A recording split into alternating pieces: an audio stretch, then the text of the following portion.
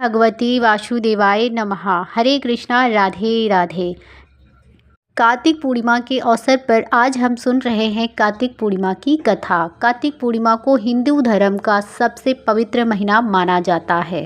तो पूर्णिमा प्रत्येक मास के शुक्ल पक्ष का 15वां दिन होता है, लेकिन कार्तिक मास की पूर्णिमा बहुत ही महत्व दिया गया है। इस दिन हिंदू धर्म में गंगा स्नान भी करने की परंपरा है। गंगा स्नान करने के पश्चात सूर्य देव को अर्घ्य अवश्य देना चाहिए।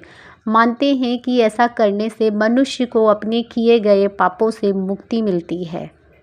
कार्तिक पूर्णिमा के दिन स्नान इत्यादि करके गरीबों को कुछ ना कुछ दान अवश्य देना चाहिए। ऐसा करने से उसका 1000 गुना फल प्राप्त होता है।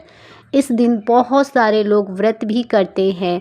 व्रत का संकल्प लिया जाता है और फलाहार किया जाता है।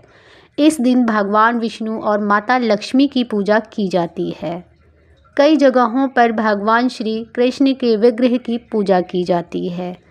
इस विशेष दिवस पर भगवान शिव की पूजा भी की जाती है और भगवान शिव की भी पूजा करने का विधान है, क्योंकि उन्होंने आज के दिन ही तारकासुर नाम का राक्षस का वध किया था।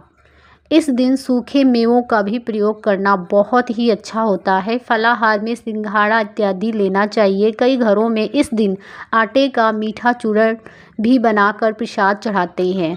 पंजीरी बनाते हैं। चावल या मखाने की खीर का भी प्रसाद चढ़ाते हैं। कई घरों में बिना लहसुन प्याज का साधारण भोजन भी बनाकर खाते हैं। कार्तिक पूर्णिमा के महीने में उड़द, मूंग, मसूर, चना, मटर, राई खाना भी वर्जित बताया गया है। कार्तिक मास के पवित्र महीने में मांसाहार का सेवन नहीं करना चाहिए। कहा जाता है कि कार्तिक मास में भगवान श्री विष्णु पानी में रहते हैं। कार्तिक पूर्णिमा के अवसर पर हमें कार्तिक पूर्णिमा की कथा अवश्य सुननी चाहिए। एक पौराणिक कथा के अनुसार तारकासुर नाम का एक राक्षस था। उसके 3 पुत्र थे, तारकछ, कमलकछ और विद्युतमाली।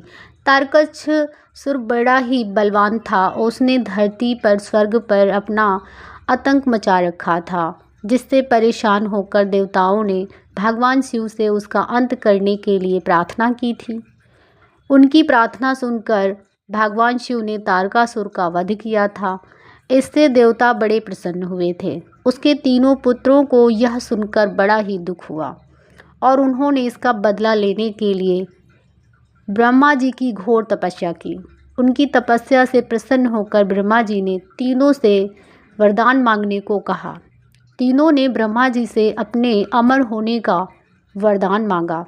ब्रह्मा जी ने अमरता के अलावा कोई दूसरा वरदान मांगने को कहा। इसके बाद उन तीनों ने कुछ देर तक इस पर बहुत सारा विचार किया और फिर ब्रह्मा जी से कहा, आप 3 अलग अलग नगरों का निर्माण करें, जिसमें सभी बैठकर पूरी पृथ्वी और आकाश में घूम सकें। 1000 साल बाद जब हम मिलें तो हम तीनों के नगर मिलकर एक हो जाएं। जो देवता तीनों नगरों को एक ही बाण से नष्ट करने की क्षमता रखता हो, वही हमारी मृत्यु का कारण बने। उन सबकी नज़र में यह एक असंभव कार्य था। उन्हें वह वरदान ब्रह्मा जी के निर्देश अनुसार मायादानों ने उनके लिए 3 नगरों की स्थापना की। तारकछ के लिए सोने का, कमल के लिए चांदी का और विद्युतमाली के लिए लोहे का नगर बनवाया और तीनों ने मिलकर तीनों लोकों पर अपना अपना अधिकार जमा लिया। इंद्र देवता इन तीनों राक्षसों से बहुत भयभीत हुए और भगवान शंकर जी की शरण में गए। इंद्र की बात सुनकर भगवान शिव ने इन दानों का नाश करने के लिए एक दिव्य रथ का निर्माण किया। इस दिव्य रथ की हर एक चीज़ देवताओं से बनाई गई थी।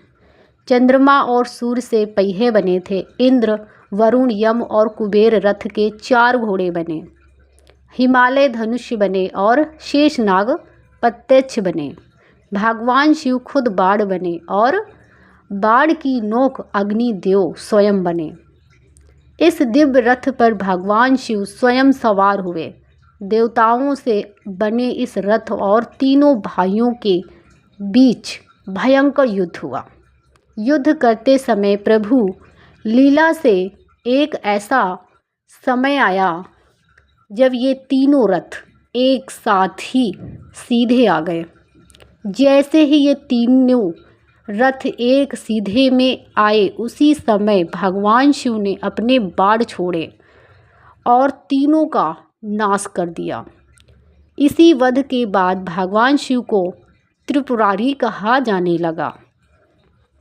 हर हर महादेव। यह थी कार्तिक पूर्णिमा की कथा।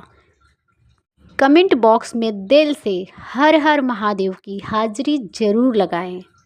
जय श्री कृष्णा, राधे राधे। ऐसी ही वीडियो देखने के लिए लाइक करें, शेयर करें और सब्सक्राइब करें।